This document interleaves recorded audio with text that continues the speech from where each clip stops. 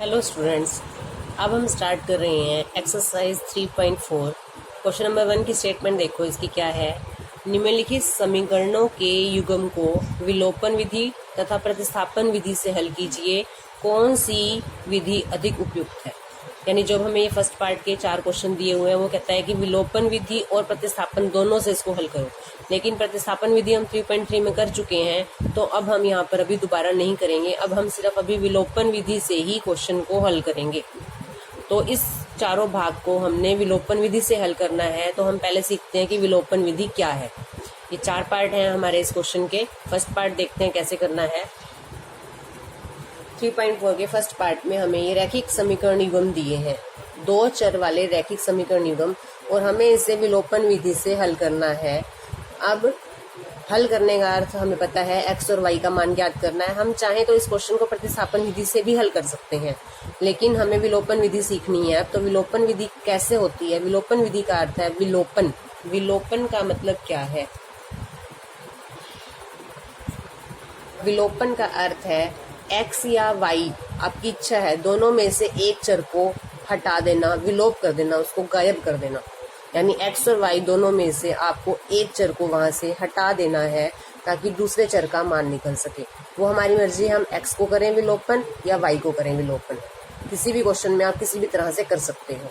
तो विलोपन करने के लिए सबसे पहले क्या करना होता है, मान लो मैं यहाँ से x का विलोपन कर रही हूँ, तो जो x के आगे है वो सेम होना चाहिए। सबसे पहले तो यहाँ पे 2x है, यहाँ पे 1x है, तो मुझे यहाँ 2 बनाना है। 2 बनाने के लिए मुझे क्या करना है, इस पूरे समीकरण को 2 से गुना करना है।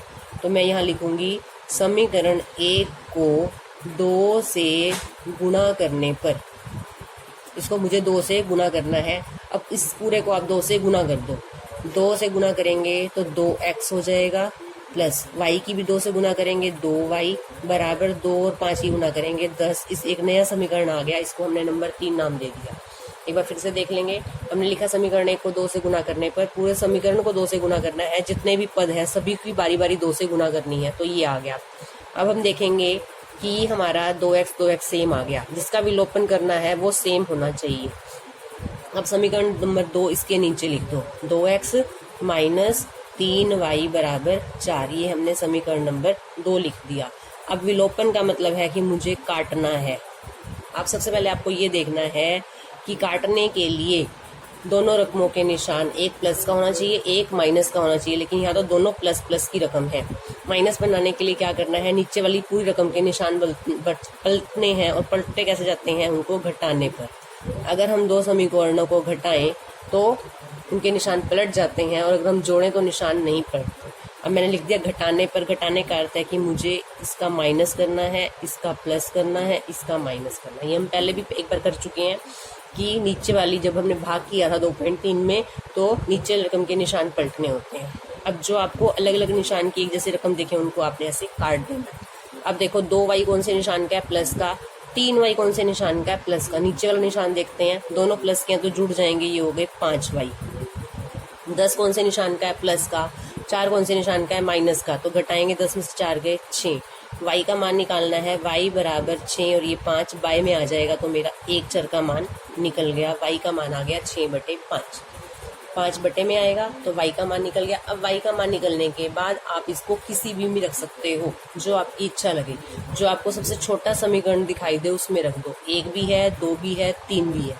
मुझे समीकरण 1 सबसे छोटा दिखाई दे रहा है, तो मैंने यहाँ लिखा y का मान समीकरण 1 में रखने पर। अब समीकरण नंबर 1 उतारेंगे। समीकरण नंबर 1 है x प्लस वाई बराबर 5। x प्लस वाई का मान क्या है, 6/5 बराबर 5। अब प्लस का 6/5 है, उधर ले जाएंगे तो माइनस का हो जाएगा 5 माइनस 6/5। इसके बाय में 1 लगा लो। अब एलसीएम लेंगे, 5 एलसीएम आ गया। क्या करते हैं, इसकी गुना 5 से हो जाएगी, 5 पंजे 25। इसका 5 कट गया, ऊपर 6 आ गया। 25 में से 6 गए, 19/5। तो x का मान क्या आ गया, 19/5। तो हमारे दोनों चर के मान निकल गए, x का भी और y का भी। आंसर आप लिख दो लास्ट में, x बराबर 19/5, y बराबर 6/5। तो ये हमारा आंसर है, ये हमारा फर्स्ट पार्ट हो गया। ठीक है। सेकंड पार्ट देखते हैं हम इसका। सेकंड पार्ट में हमें दो समीकरण युग्म दिए हैं, 3x जमा 4y बराबर 10, 2x माइनस 2y बराबर 2। अब मुझे फिर से वही देखना है कि मैं कौन से चर का आगे वाली रकम एक जैसी करूं।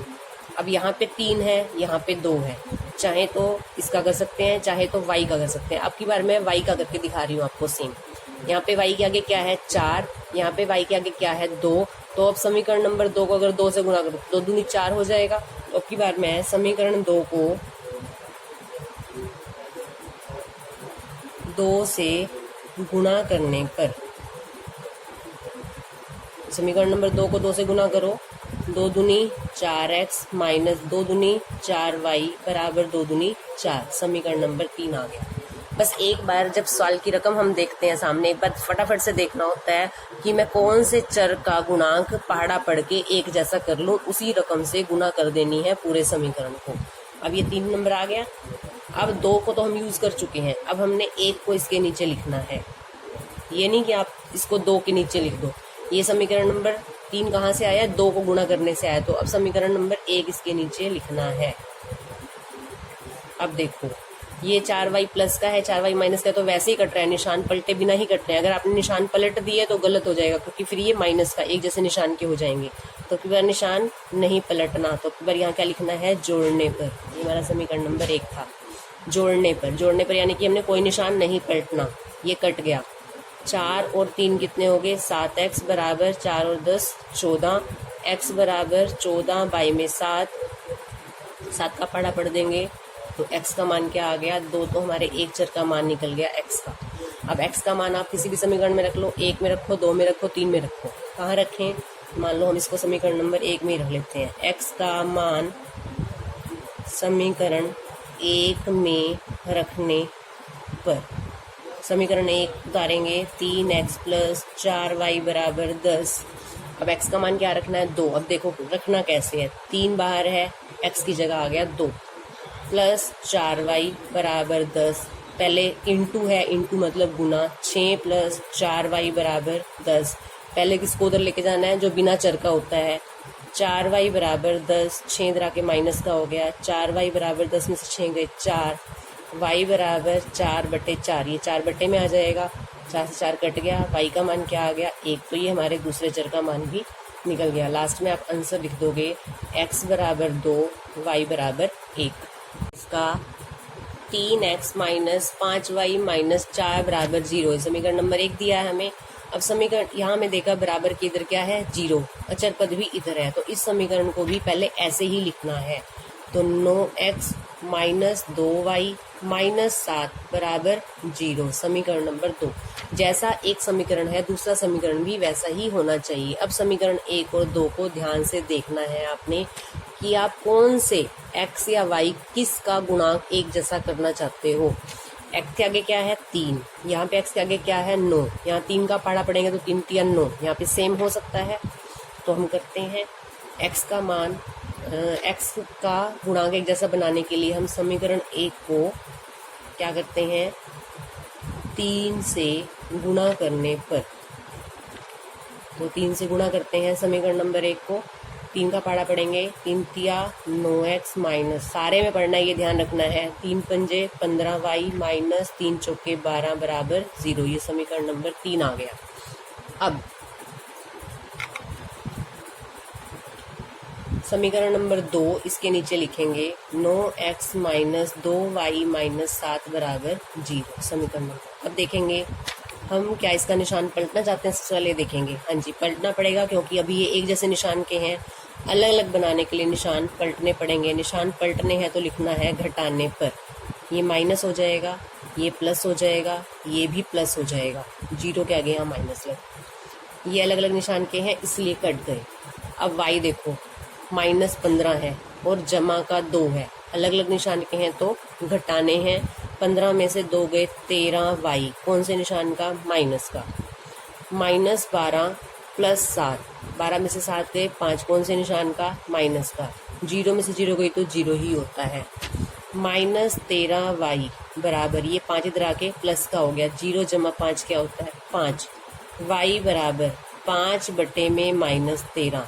ये माइनस इधर आके प्लस नहीं होएगा क्योंकि -13 यहाँ गुणा का है, -13 यहाँ बटे में आ रहा है।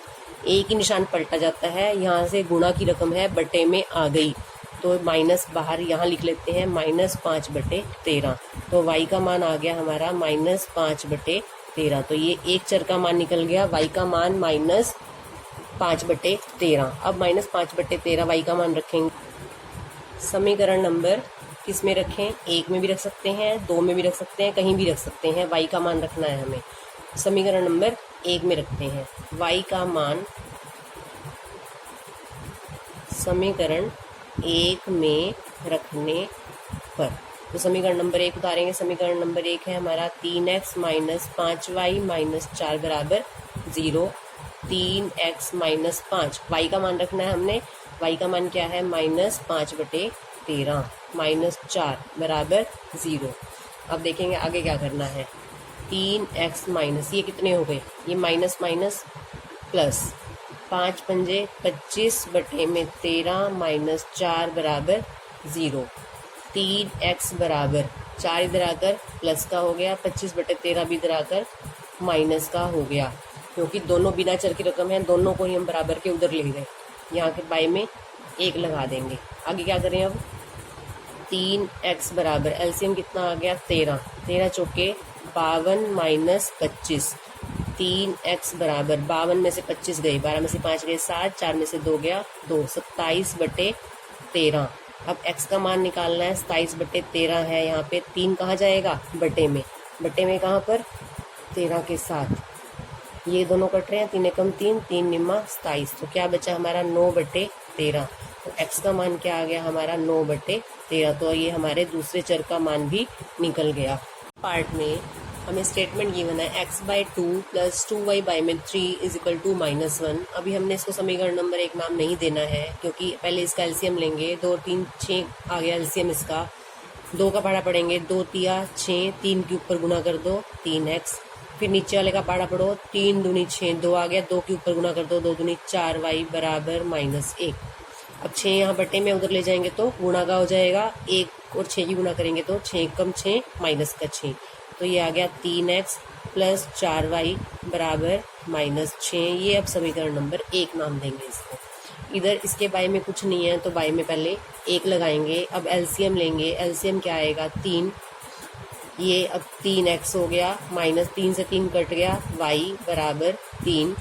3x - y बराबर 3 इधर आके गुना का हो जाएगा, 3 तिया 9। अब इसको नाम देंगे समीकरण नंबर 2।